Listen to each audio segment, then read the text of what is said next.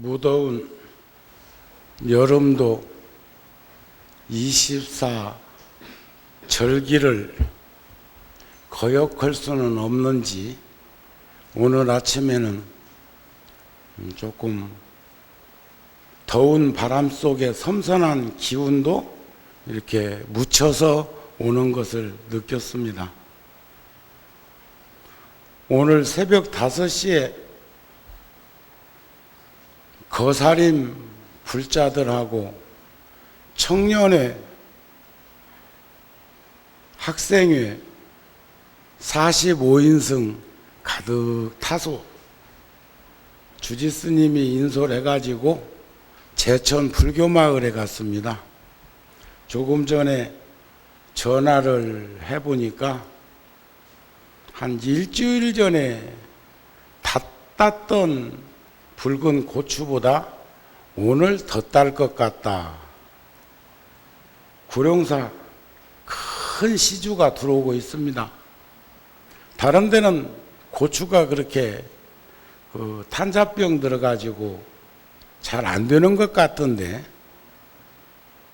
우리는 이렇게 1년씩 해가리로 밭을 바꿔가면서 농사를 짓는데, 그리고 또 한의원에서 그 약찌꺼기를 갖다 발효시켜서 이렇게 뿌려주는데, 그래서 그런지 상당히 그 모든 게 잘 건강하게 수확을 할 수 있는 것 같습니다. 아마 금년에 고추를 제일 많이 딸 것 같네요. 오늘 또 뭐 굉장히 많이 지금 수확을 하고 있다고 그럽니다. 저는 어제는 일산 열애사 이렇게 초하루 법회를 하고 왔습니다. 오늘 제가 이렇게 일정이 잡히지 않았으면 불자들하고 고추밭에 가서 함께 수확을 했으면 더 좋았을 걸 하는 생각도 합니다. 배추도 저번에 감자 캤던 밭에다가 우리 감자 250자루 마대포로 캤다고 그랬죠? 요즘도 구룡사에서 주는 그 공양 때 감자가 나오면 그건 농사 지은 겁니다. 그 밭에다가 배추를 또 10,000포기를 심었습니다. 이런 일상적인 생활 속에서 우리들은 자연과 함께 호흡하는 그 가르침을 접했으면 좋겠다는 생각을 늘 합니다. 어떤 분들은 그래요. 아이고 고생하면서 뭐 그럴 거 있냐고, 도시에서 농부들도 먹고 살게 사다가 쓰면 되지. 그런 말씀도 옳긴 옳습니다. 그런데 우리가 안 사 먹었다고 고추가 남는 것도 아니고, 저는 과거에 그 고서에서 본 글이 생각납니다. 어떤 정승이 시골 길을 가다가 둔벙에다가 동전 한 입을 떨어뜨렸는데 10입을 들여서 그 물을 퍼가지고 한 입을 건지니까 그것을 구경하고 함께 수행했던 사람들이 다 속으로 웃더랍니다. 그러니까 대감이 하는 말이, 나는 9입을 들였지만 10입을 들여가지고 잃어버렸던 한 입을 찾았으니까 9입을 들였지만 세상에는 11입이 유통되는 요즘의 경제 원리로 이 얘기를 했다는 고서를 접한 적이 있습니다. 서로 요즘 농사를 지으면 어느 때는 손해볼 수도 있지요. 농경비가 수확한 돈보다 더 들기도 하지만, 그러나 그 돈은 농사짓는 여타 경비를 포함해서 인건비까지 치이는 거니까 나는 결코 그것이 손해라고 생각을 하지 않습니다. 더욱이나 금년에는 좀 더 관심 갖고 해보니까 전년도까지 대비해서 농비 들었던 것에 대해서 반절도 안 들어. 반절도. 그 연유는 모르겠어요. 대보적경에 보면 마음은 바람과 같다. 마음은 그 모습을 볼 수도 없고 잡을 수도 없다. 그러나 마음은 흐르는 물과 같다. 마음은 머무는 일 없이 일어났다가는 일에 곧 사라져 버린다. 마음이 그렇다네요. 근데 오늘 열반경에 27권 중심으로 해서 지금 방금 마음은 바람과 같다. 근데 마음만 바람과 같은 게 아니고 마음만 흐르는 물과 같은 것이 아니고 특히 중생심은 더하지요.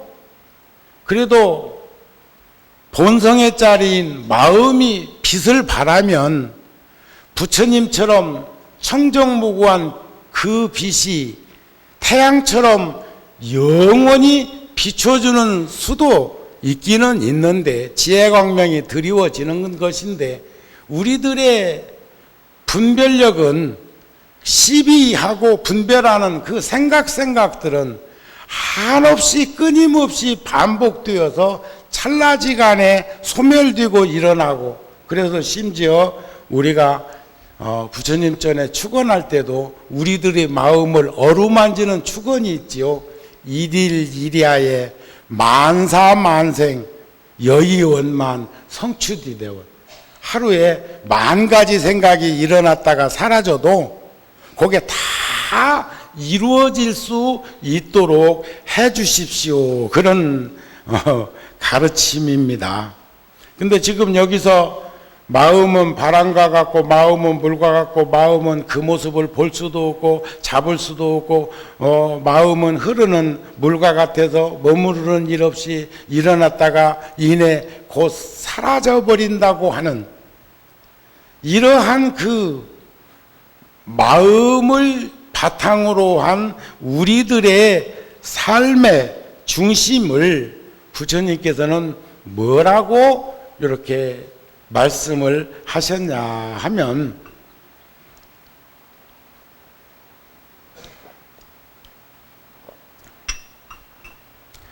불자들이여 마치 등불이 비록 잠깐 멸하지만은 광명이 있어 어두움을 깨뜨리나니 생각하는 마음 등의 여러 가지 법도 그와 같느니라. 불자들이여 중생에 먹는 것이 비록 잠깐 멸하지만은 굶주린 이로 하여금 배가 부르게 하며 좋은 약도 잠깐 멸하지만은 능히 병을 다스리며 해와 달의 광명도 잠깐 멸하지만은 조목들로 하여금 자라게 하느니라. 불자들이여 그대가 말하기를 잠깐 멸하는데 어떻게 자라게 하겠는가 하지만은 마음이 끊어지지 아니함으로 자란다고 이름하느니라.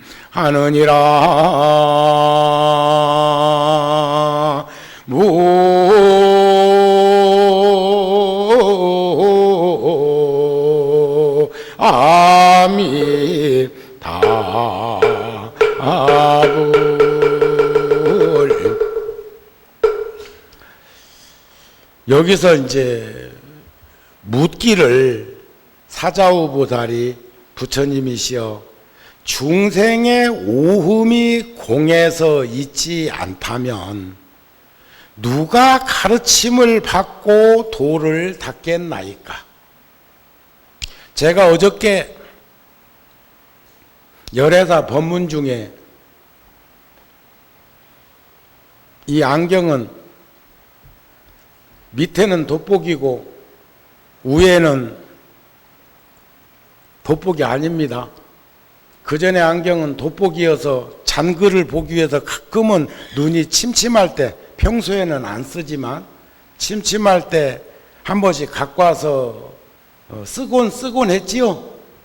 그게 누가 온다고 벨 누르는 소리였는데 알아들으셨나 몰라. 결국은 이젠 이 안경을 적응하면 평소에 길거리 댕기면서도 쓰고 댕겨도 된다는데 아직까지 적응이 안 돼갖고 눈빛이 아래로 갔다 위로 갔다 이게 흔들리면 꼭 한 잔 먹고 땅이 푹푹 꺼지는 그 기분을 느껴서 아직은 못 씁니다. 스님이 그걸 어떻게 아냐고? 해봤어. 나도 군에도 갔다 오고 그랬는데 그거 안 해봤겠어.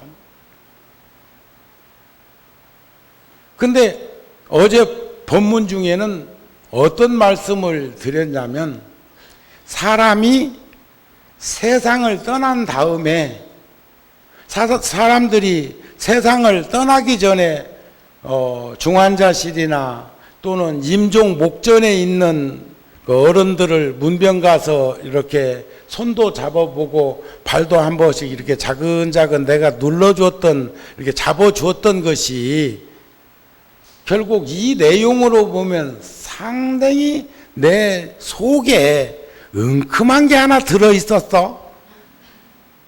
근데 그 가르침을 홍인대사라고 하는 중국의 1800년대에 쓰셨던 그 법문, 그걸 보기 전까지는 순수했어, 순수. 그래서 손도 잡아드리고, 그 다음에 이 발도 이렇게 주물러 드리는 것은 이렇게 누워있으니까 얼마나 힘들까 싶어서 그랬는데, 그 법문록을 보니까 발도 이제는 함부로 잡아주면 안 되겠더라고. 그 연유는 뭐냐? 사람이 세상을 떠나서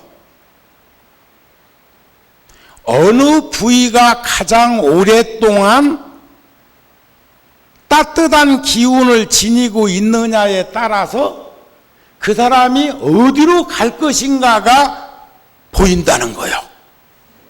겁나지요? 근데 겁만 내면 될 것이 아니라 겁이 나거든. 그런 쪽으로 삶을 살지 않고 이런 쪽으로 세상을 살아야 되겠구나 하는 다짐을 더 해야 된다는 거죠. 근데 선무당 사람 잡듯이 이 법문 듣고 난 다음에 계속 세상 누가 떠날 것 같다 하면 그 집에 가가지고 4대 육신 다 주물러 대가면서 온도 측정하려고 하지 말고 말이 그렇다 그 말이요. 알았습니까? 그런데 배꼽을 중심으로 해서 아래쪽으로 따뜻하면 사막도 가기가 쉽대요. 지옥, 악귀, 축생. 그리고 상체가 따뜻하면 삼선도에 그나마 육도를 윤회하는 중에 우리는 다 극락갈 건데 뭐 그 걱정하요. 그런데 일리가 있어. 인터넷을 통해서 우리 부타TV 인터넷을 통해서 접하는 이들한테는 2번 반복하는 것 같아가서 좀 그렇기는 한데 이 방송국을 운영하면서부터는 여기 가서 이 말하고 저기 가서 그 말하고 할 수가 없어. 이제 계속 다른 말 해야 돼. 부처님 법문을 명법문 저한테도 있거든요. 한 번 갔다 오고 다시 안 갈 곳은 10군데고 20군데고 어느 스님처럼 어떤 종교인처럼 계속 반복해서 똑같은 걸 해도 될 것 같은데 요즘은 디지털 시대라 안 돼. 정보 저장 시대가 돼가지고 안 돼, 그건. 그리고 팔만대장경에 진진진 찰찰이고 무궁무진한데 그렇게 할 것은 없죠. 발바닥이 뜨거운 것은 지옥에 가서 고통과 괴로움을 겪을 때 펄짝펄짝펄짝 뛰다가 발바닥에 열이 나가지고, 그래서 중음신, 숨을 거두고 내 몸을 의탁해서 있던 본성이 바깥으로 나오면 한강물이 북한강, 남한강에서 바다, 서해 바다까지 이어져 있는 것처럼 지금은 우리가 이 육신이라는 장막에 가리워져 가지고 전생이나 내생을 느끼고만 있지 확실하게 볼 수가 없는데, 이 몸으로부터 육탈해서 이탈만 되면 다 전생, 내생을 연결지어서 볼 수 있다는 겁니다. 아셨습니까? 그런데 뱃속에 있다가 10달 동안 있다가 세상 밖으로 나올 적에 얼마나 힘들었으면 나오는 순간 거의 다 잊어버리고 나오겠냐 이거요. 뱃속에 들어있을 때도 안다는데. 그래서 그 태중에 있을 때 그렇게 중요한 환경이 필요하다고들 얘기를 합니다. 근데 이해는 되죠? 우리가 손바닥을 비벼도 열이 나는데 지옥에서 84,000 지옥에 들어가갖고 이 고통 저 고통 겪으면서 이 힘들고 어려우면 당당당당당당당당 뛸 일만 남았잖아요. 자지러질 일만 남았잖아요. 그러니까 발바닥이 뜨거워질 것을 이탈되면 알고 있기 때문에 전생에 인연이 있는 이 몸뚱아리에서도 그게 연결되어진 것이라고 표현하면 될까요?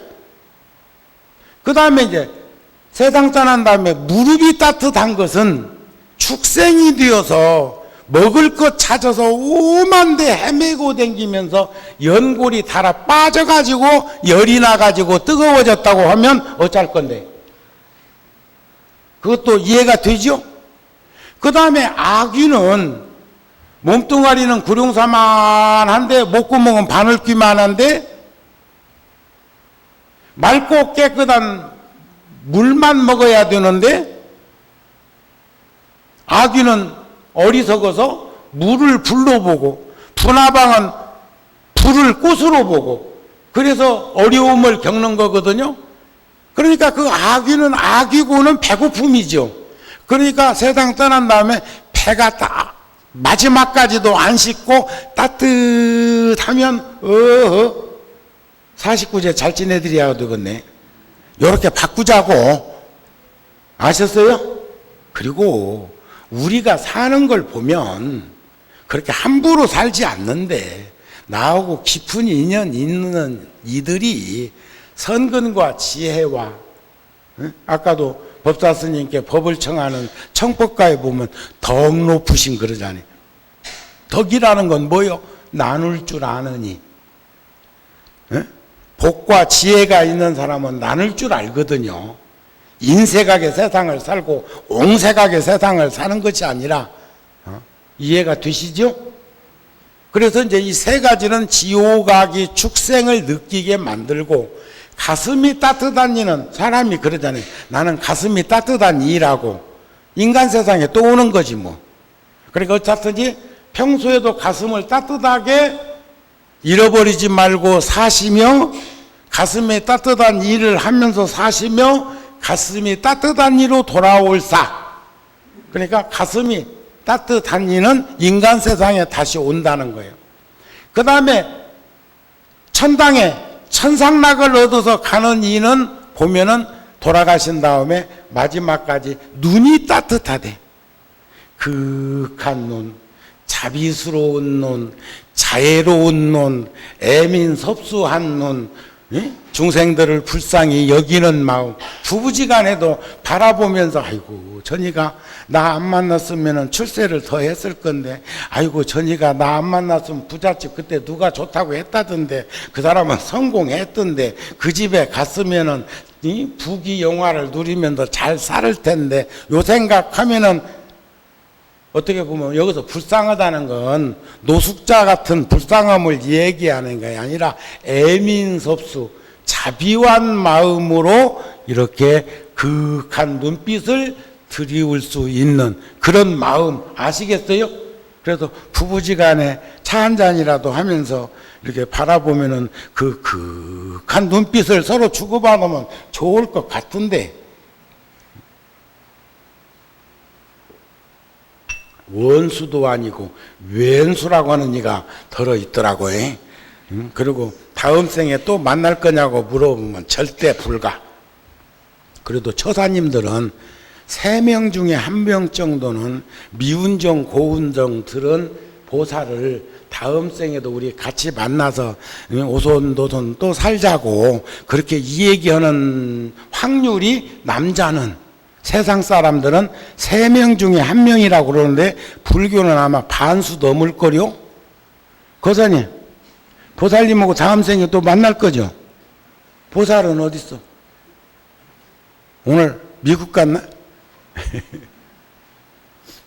늘 부부가 함께 오시다가 이렇게 이제 절에 오시는 것도 한 번씩 빠지는 걸 보면 이제 나이 먹어가고 있다는 것을 반증하는 논지일 수도 있고 손자, 손녀 봐주다가 자식들이 휴가 가면서 애 맡기고 가서 할 수 없이 봐야 되는 경우도 있고 등등등등 그런 거죠. 그런데 눈이 따뜻하다는 것은 평소에 세상 사람들을 늘 살피면서 살았다는 그런 과덕의 자리라고 생각을 합니다. 그 다음에는 이제 돌아가신 다음에 돌아가시려고 하는 분들 만져보면 머리, 손, 발 거기서 먼저 식어. 끝에서부터 끝머리부터 식어오면 아 이거 며칠 남았다, 곧 가시겠다, 어쩌겠다 요런 걸 하는데 우리 불자들도 가끔은 그래. 스님 머리 뜨거워서 못 살겠습니다. 머리 한 번만 만져주세요. 그게 이제 티베트 불교에서 저 림포제들이 와갖고 마정수기할 적에 머리 한번 콕콕 찍어준 그 이제 훈습이 남아가지고 그런 거요. 그런데 여기에서 기록문으로 보면 머리가 뜨거운 건 좋은 일이요. 성인의 지위를 얻을 수 있다네요. 그러니까 세상 오만 험한 거 다 내가 이 기관, 감각, 기관으로 받아들여 가지고 그것을 가슴에다 품고 여기 백회열 여기에다가 품고 있어 가지고 열이 안 식는다고 하면 그 사람이 갈 것은 좋은 데 아니겠어요? 그러니까 머리 아프다고 너무 그냥 자지러지지 않아도 되겠더라고. 특히 돌아가실 무렵에 머리가 따뜻한 건 꽈가 좋더라니까. 그래갖고 위로 삼으세요. 그렇다고 해서 또 머리가 그냥 펄펄 끓는데 39도 40도 나가는데 아이고 나는 막 좋은 데 가고 있구나 싶어갖고 그냥 거기다가 또 여담 같지만 매우 의미 있는 그런 내용입니다. 저는 어제 아래 텔레비전에 보니까 사할린에서 1945년도 해방 이전에 그쪽에서 태어나신 분들은 자의적으로 이주한 우리 백성이 아니고 일본에 의해서 끌려간 백성들이고 그 자손들입니다. 그분들이 1000명 넘게 우리나라에 다시 와서 호적을 취득하고 집도 조그만하지만 아파트 하나씩 받고 한 달에 40만 원씩 이렇게 생활비도 지원을 해주시고 하는 그 내용을 제가 텔레비전에서 보게 되었는데 고생하시면서 그만한 자식들 키우고 하느라고 얼마나 힘들고 어려웠을 그 어머니가 그 할머니가 따님하고 우리나라로 와서 지금 살고 있는데 중풍 들어가지고 치매 와가지고 꼼짝달짝 못하는데 몸이 굉장히 비대하시더라고요. 아마 보신 분도 계실란가 몰라. 그런데 어머니 내가 누구요? 하니까 우리 며느리 그러더라고. 치매든 할머니가 딸한테 며느리래요. 그러면서 저는 상당한 의미 있는 충격을 받았어. 그렇다. 우리네 어머니들은 우리네 부모들은 삼강오륜을 따지지 아니하더라도 당연히 나는 아들과 살 것이고 아들과 함께 사는 며느리가 내가 힘들고 어려운 이 노안의 관계를 함께 해줄 거라는 생각이 젊은 시절부터 가지고 있었던 것은 치매가 들었어도 간직되어 있다는 거죠. 지금 살아남아 있다는 거예요. 그러니까 지금 당신을 위해서 살펴주는 그 모습은 딸이 아니라 당연히 며느리가, 출가 유인이 아니라 당연히 며느리가 나를 보살피고 있을 거라는 그것이 스스럼 없이 치매 온 할머니 입을 통해서 툭 튀어나오는 걸 보면서도 저는 긴장하는 생각이 이어졌습니다. 그게 끊임없이 자기 암시, 자기 주면, 자기 정신세계, 현대적인 언어로 뭐라고 이 얘기를 해도 결국은 여기서 비추어 보고자 하는 것은 사자우보살이 대중을 대신해서 중생이 색수상 행식, 오훈이 공에서, 반야신경에서도 오훈이 공함을 비추어 보아야 고해로부터 자유로워질 수 있다고 하셨듯이 오훈이 공한 것이어서 잊지 않다면, 잊지 아니하니라 하니까 잊지 않다면 누가 나에게 안입이설신이라고 하는 인식기관을 통해서 색성향 미촉법이라는 인식 대상의 경계를 안식, 비식, 이식, 설식, 신식, 의식의 작용에 의해 가지고 가름될 수 있도록 하겠습니까? 그것은 오음, 색, 수, 상, 행, 식, 물질이라고 하는 현상을 보고 받아들이고 생각하고 지어나가고 자기 나름대로 아르마리를 가지지 않고야 이것이 무엇인지 어찌 알겠나이까? 이런 말이에요. 그러니까 부처님께서 모든 중생이 모두 생각하는 마음, 지혜의 마음, 초발심, 처음 내는 마음, 정진하는 마음, 믿는 마음, 선정의 마음이 있다는 거예요. 지금 이게 거울에 때가 끼어서 가리워진 것처럼 보이고 있지만 거울은 사물을 비칠 수 있는 그런 물건이죠. 그런 것처럼 모든 중생들은 다 대소 차이는 있을지 모르지만 정우 스님은 그 할머니 말씀 한 말씀에도 충격을 받고 깊이 인식을 하면서 우리네 대대로 내려왔던 풍습이나 관습이라는 게 이렇게도 저 할머니 속에 깊이 작용하고 인식되어져 있었는가. 그것을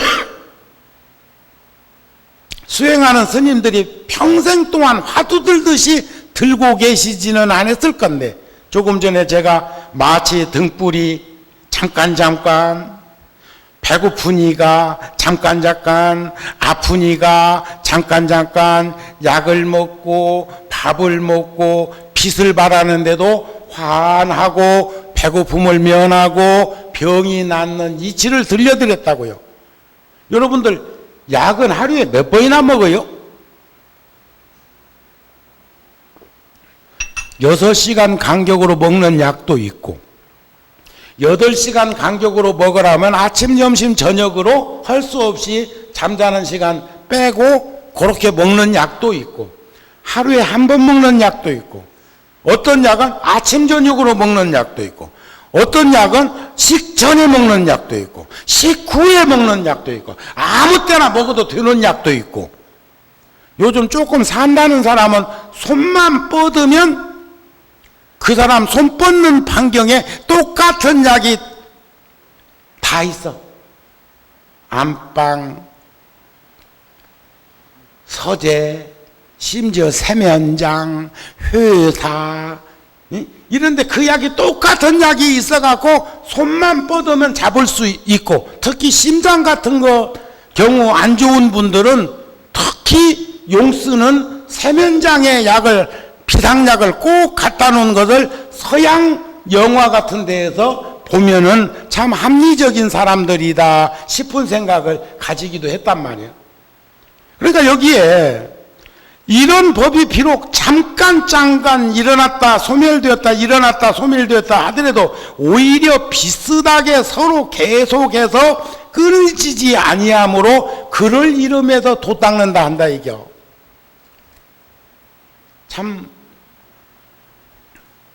어제 아래 제가 주지 스님을 시켜서 대중공양을 몇 군데 선방에 다녀오게 했는데 한 스님이 문자를 저한테 보냈더라고. 고맙다고. 그리고 나보고 금이 한양하라 그러대.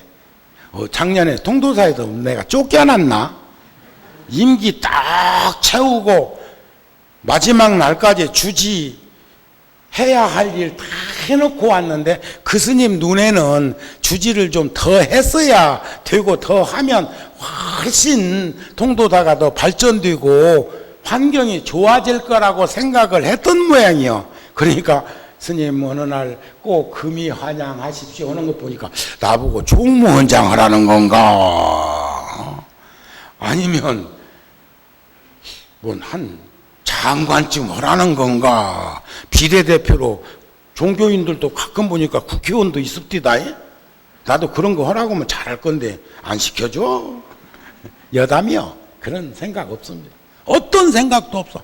통도사 주지 소임은 10대에 출가해서 너무 어른들의 보살핌과 또는 어른들의 울타리 속에서 그늘 밑에서 성장해 온 것이 감사하고 누군가 해야 될 소임이라면 정우가 한번 참 성심성의껏 소임을 한번 보는 것도 좋겠다 하는 마음은 청년 시절부터 가지고 있어서 그 일을 원을 세워서 그랬는지 통도사 모든 스님들이 내가 꼭 해야 된다고 해서 주지 안 했습니까? 아시지요?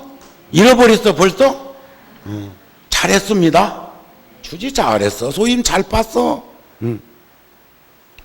근데 그 스님이 40년을 이상을 선방에만 계시는 스님이신데 30년 전에 35년 전에 70년대 후반에 저한테 한 번은 오셔갖고 심각하게 이 얘기를 하더라고요. 스님, 부처님은 6년 만에 도를 이루셨다는데 이제 우리 9월 달부터 경전 공부 다시 들어가는데 27권 들어가면 육사 외도들이 또 가섭존자하고 부처님 만나는 니련서나 강가에 있는 그곳에서 삼형제가 250명을 데리고 와서 출가한 이야기 이런 게 이제 진행되어서 나올 겁니다. 시간 있으신 분들은 매주 수요일마다 경전 공부할 때 오시면 지금까지 공부한 것도 소중했지만 지금 이렇게 갈무리 쳐가는 부처님이 이게 열반경은 마지막 80에 구시나가라에서 열반에 드시기 전에 매일매일 노구를 이끌고 눈비니를 향해서 가시는 것처럼 북쪽으로 가시면서 많은 제자들에게 물으라 지금이 물을 때다. 지금이 적절할 때다. 해서 그동안 수없는 12부경 아함방 등으로부터 시작해서 이런 경전에 45년 동안 설하셨던 것 중에서 여기서는 이렇게 말씀하시고 저기서는 저렇게 말씀하신 것. 냉한 사람이 배 아팠을 때는 치즈를 먹이고 따뜻한 기운을 가지고 있는 이가 배가 아플 때는 우유를 먹이는 이런 예를 들어 말하자면 똑같은 사람이 다 우유를 먹는다고 좋은 거 아니죠. 냉한 사람은 우유 먹으면 안 됩니다. 배탈 나요.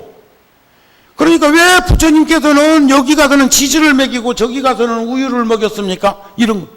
왜 부처님께서는 여기 가서는 요구르트를 먹이고 저기 가서는 치즈를 먹이고 저기 가서는 우유를 먹였습니까? 어쩌도 똑같은 재료로 만들어져 있는데 주스 했을 때는 이 오렌지 주스나 이 사탕수수 주스 같은 것을 대중이 다 먹을 수 있다고 가르치고, 발효된 술은 먹으면 안 된다고 가르치고, 발효된 술이 또 발효되어서 식초가 되니까는 먹어도 된다고 가르쳤습니까? 요런 질문을 할 때 거기에 대한 답변을 쭉 해주시는데, 이게 지금 갈무리 쳐지는 그런 대목이다 이겁니다. 아셨습니까? 그러니까 반야부에서, 반야경에서, 반야신경에서 오니 공함을 비추어 봐야 오니 공한, 색수당 형식이 공했으니까 공한 이치를 알아야 고해바다 3계 6도 4생 7주를 벗어날 수 있는 자유로움을 얻을 수 있느니라 하니까 이해가 안 되는 거요. 음이 없다면 누가 보고 누가 듣고 누가 생각하고 누가 행동할 것입니까? 이런 거예요. 그러니까 부처님이 그렇다. 그러나 모든 중생은 생각하는 마음이 있고, 지혜의 마음이 있고, 초발심 처음 내는 마음이 있고, 정진하는 마음이 있고, 믿는 마음이 있고, 선정의 마음이 있어. 이런 것들이 법이 비록 잠깐 일어났다 멸했다, 그러니까 생각하는 마음이 잠깐 일어났다가 없어졌다가, 생각도 변덕도 참 굉장한 사람들은 하루에도 수백 번 수천 번 변덕불 안 부립니까? 마음이 일어났다 사그라들었다가, 마음을 냈다가 소멸시켰다가, 좋은 생각 냈다가 싫은 생각 냈다가, 온갖 분별 식심으로 일으키는 그 마음을 사람들은 가지고 있다고 그러는데, 여기서 생각하는 마음, 지혜의 마음, 처음 내는 마음, 정진하는 마음, 믿는 마음, 선정의 마음이 모두가 있는데, 서로 살포시 일어났다가 소멸되었다가, 생각이 일어났다가 소멸된다 할지라도 이렇게 비슷비슷한 것들이 서로 계속해서 끊이지 아니하게 되므로 이것을 이름에서 도를 닦는다고 한다. 수행정진자라 한다. 이렇게 이제 부처님이 말씀을 하시면서, 그러니까 또 이제 사리부 뭐라고 또 거기에서 꼬리를 안 달았겠소. 그러니까 마치 등불이 비록 잠깐 등불도요, 촛불도 가만히 보고, 아마 카메라 고속 촬영하는 카메라로 보면 이 불꽃이 떨어져 있는 것을 알 거예요. 지금 심지에 저 초가 타고 있지만 불꽃이 끊임없이 팍팍팍팍팍. 자, 우리가 어렸을 적의 경험이죠. 이러고 있으면 안 보이는데, 이러고 있으면 안 보이는데, 이것을 심하게 흔들어대면 초당 30만 킬로미터를 움직이고 있는 빛의 용량에 의해서 여기에다가 기억 감지된 것하고 잘라졌다가 다시 이어지는 것보다 요게 길게 가져가고 있기 때문에 보고 있는 거잖아요. 보고. 뭔 말인가 이해되십니까? 더 잘 아실 건데. 그러시죠? 그런 것처럼 잠깐 그 불빛이 일어났다 스물었다지만 꺼진 건 아니죠. 하지만은 그 광명은 그대로 있어서 어두움을 깨트린단 말이에요. 어두움을 사라뜨리게 해. 생각하는 마음의 등 여러 가지 법도 그와 같고, 중생이 먹는 것도 그래. 요즘은요, 어렸을 때부터 사실은 그랬어. 꼭꼭 씹어 먹어라. 나는 꼭꼭 씹어 많이 먹으라 하는데 요구하는 줄 알았다? 어디를 갔더니 서울 사람들은 그렇게 그냥 가난한 시절에 배고프니까 막 퍼냉기니까 그랬는가는 몰라도 정우 스님의 밥 먹는 거 상상해 보면 어렸을 적에 그럴 법도 하죠. 그런데 꼭꼭 씹어서 안 뺏어 먹을 테니까 천천히 많이 먹으라, 그 말 아니요? 그 말을 누가 했겠어요? 아마 우리 부친이 하셨을 거예요. 부친은 표준어를 쓰시던 분이야. 우리 모친하고 부친하고 우스갯소리 하나 해볼까? 뭐 팥을 쓸 일이 있었는지, 팥 아시죠? 동지 팥죽 쓸 때 그 팥을, 그러니까 이제 부엌에서 일을 하면서 부친 보고 여보 그 폿 좀 내줘 그랬어. 폿. 그러니까 뭐 팥 내달라고? 아니 거기 폿. 그러니까 폿이 아니고 팥이라니까. 폿이나 팥이나 팥이나 폿이나. 그걸 이게 내가 10세 미만에 들었던 기억이야. 그러니까 두 분이 상당히 친소관계가 괜찮았던 모양이야. 그러니까 거량한 거 아니야? 부치는 팥이라고 하고 모치는 폿이라고 하고 내용물은 똑같이 뭐 콩. 그런데 이제 모친도 끝까지 안 지더라고. 폿이나 팥이나.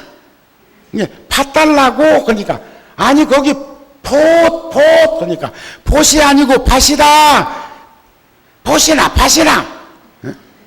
둘이 굉장히 가까웠다는 생각을 지금도 해. 그런 노부살님이 한 번은 부친 보고 싶지 않느냐 하니까 지금 벌써 한 돌아가신 지가 30년이나 되시니까 그랬더니 다른 기억은 사진이나 봐야 얼굴은 떠오를 거고 스님 얼굴이나 봐야 조금 느낄 것이고 그런 말이죠. 그런데 엄동설안에 읍내 장터에 갔다가 들녘을 올 때 바람 부는 쪽으로 서 주셨던 것은 잊을 수가 없다 그래. 여러분들도 부부지간에 어디 갈 적에 걸어서 어디를 가면 꼭 자동차 오는 쪽으로 차도 쪽으로 남자가 쓸 것. 인도를 건널 적에는 그거 한 번만 중심에서 살짝 몸 바꿔주면 감격할 거야. 차는 서 있지만 오른쪽으로 내가 서 있다가 저쪽은 저쪽에서 오니까 횡단보도 중앙선 금 그어져 있는 데서 살짝 몸 바꿔가지고 자동차 오른쪽으로 가서 다시 한번 서주면 보살이 평생 잘 모시고 감격해가지고 뭐가 달라도 달라질 건데 그것들을 모르대. 엘리베이터 올라갈 적에는 먼저 올라가고 엘리베이터 타고 계단 내려올 적에는 뒤에서 내려오고 그거 아나 몰라. 연세가 많은 어른들을 모시고 갈 때는 반드시 올라갈 때는 뒤에서 밀어드리고 내려갈 때는 내가 한 발 앞서서 계단 앞에 내리막 계단 밑에서 뭔 일이 생길까를 가상해 가지고 내려가고 그런 것들도 모르대. 저는 어른 스님 모시고 이렇게 어디 댕기면 그런 것은 그냥 생활에 착 맞는 옷 달라붙듯이 배어 있는데 앞으로 그렇게 하십시오. 하고 계시다고 고맙습니다. 자, 여기서 이제 정리합니다. 자, 그러니까 음식도 한 스푼 먹는데 배가 불러오잖아요. 약도 아침, 점심, 저녁을 먹든 아침, 저녁으로 먹든 하루에 4번을 먹든 하루에 1번을 먹든 약을 먹으면 병이 낫잖아요. 아시겠습니까? 마치 모든 중생들이 이러한 마음들이 있어서 그 비슷비슷한 생각, 마음을 가지고 있었다가 소멸되었다, 일으켰다, 멸했다 해도 결국 그게 독 닦는 것인 줄을 알아라. 아이고 일주일에 한번 절에 가고 뭔 영업 있겠냐. 그러면 1년 12달 365일도 생각해라. 그러면 되잖아. 그 늘려나가면 되잖아. 그런데 아까 그 선방에 계시는 스님이 잠잘 때 화두를 놓친다고 하면서 가슴을 치더라고요. 일상적인 생활 속에서는 이목구를 놓치지 않는데 잠잘 때는 놓친다는 거예요. 꿈도 꾸고. 그런데 35년 전이면 우리가 30전에 얘기입니다.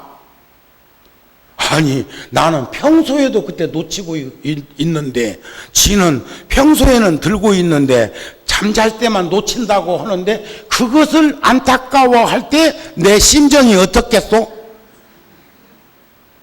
폭폭하더만. 이제 아시겠지요? 예, 그거 시간차, 시테크, 그거 크게 논하지 말라. 그럼도 점점 늘려 잡으면 그 할머니가 고생하던 젊은 안학 시절에 당연히 훗날 출가 딸들은 의인이 되니까 며느리고 같이 살 거야 하는 그것이 가슴에 담겨져 있는 게 치매 중풍으로 혼침한 상태에서도 내가 누구야 하니까 우리 며느리지 하는 말을 할 수 있었던 것처럼 동쪽의 기운 나무는 동쪽에 쓰러진다고 하는 그 이치를 살폈으면 좋겠습니다 하는 말씀입니다. 해와 달의 강명도 요즘 그 천체만환경으로 보면 그 가스층에서 불꽃이 일어나서 끊임없이 잘라지는데 그게 이어져 있는 저 태양광명을 일으키는 그 이치를 부처님은 천체만환경도 없었을 때 어떻게 하셨나 몰라. 아셨습니까? 그렇기 때문에 잠깐 일어났다 소멸되는데도 이렇게 동식물들이 이 세상에서 살게 된다. 그런 겁니다. 불자들이요, 사람이 글을 읽을 적에도 읽는 귀절이나 글자가 한꺼번에 읽는 건 아니야. 속독법 보듯이 한 권을 그냥 하나로 취약해가지고 볼 수 있는 것은 아니지만 앞에 것과 중간 것과 이르지 못한 것과 중간 것 뒤에 이런 것들이 이어져 가지고 오래오래 보게 되면 그 글을 통달하게 되는 거 아닙니까? 요즘은 불자들이 우리들보다 연불 더 많이 해. 우리는 많이 잃어버렸어요. 어제는 신별강구 끄트머리 가가지고 내가 혼돈이 하나 오더라고. 그래서 목닥치고 기도하는 스님 보고 나오고 그 스님이 틀렸나 내가 틀렸나 오늘 아침 기도 시간에는 유심히 내가 이렇게 봤어. 그러니까 이제 예를 들어 반야신경으로 말하면 고신무가에 고득아뇨 고지살타 이렇게 해야 되는데 수십 년을 해오고 있지만 내가 직접 집전하면서 그것을 꽉 관심으로 붙들고 있지 않고 있다 보면 그렇게 혼돈할 수도 있는데 불자들은 저는 약찬게 다 못 외웁니다. 약찬게. 근데 불자들 중에서 약찬게 외우는 이들도 많고 난 능엄주 못 외웁니다. 능엄주 외우는 이들도 많고 외워가지고 바쳐가지고 도를 직량하기로 하면 나보다 도가 높은 이들이 많어. 우서대는 보살님도 나보다 연부를 더 많이 해. 또 이런 것들을 다음 시간에는 제가 마치 씨앗을 보고 내가 싹을 틔우라 한다고 싹 틔우는 것이 아닌 이런 것들을 가름해서 다시 한번 말씀을 드리기로 하고 마음을 열면 잊혔던 놓쳤던 시간들이 되돌아와서 우리하고 함께 한다는 말, 늦었다고 생각할 때 결코 늦지 않았다는 말씀이 있는 것처럼 인생은 마음을 열면 시간이 나의 것으로 되고 공무풍선에 담겨져 있는 그 풍선을 터뜨리면 이 광대무변한 허공계에 있는 공기층에 딱 장마구를 쳐갖고 이게 내 세상이지 하고 있었던 것이 둘이 아닌 하나인 세상, 불이한 세상으로 가득 되돌아온다는 이치를 살피면서 남은 시간들 더 소중하게 간직하고 살아갈 수 있도록 노력했으면 하겠습니다 하는 말씀으로 오늘 법문은 마치겠습니다.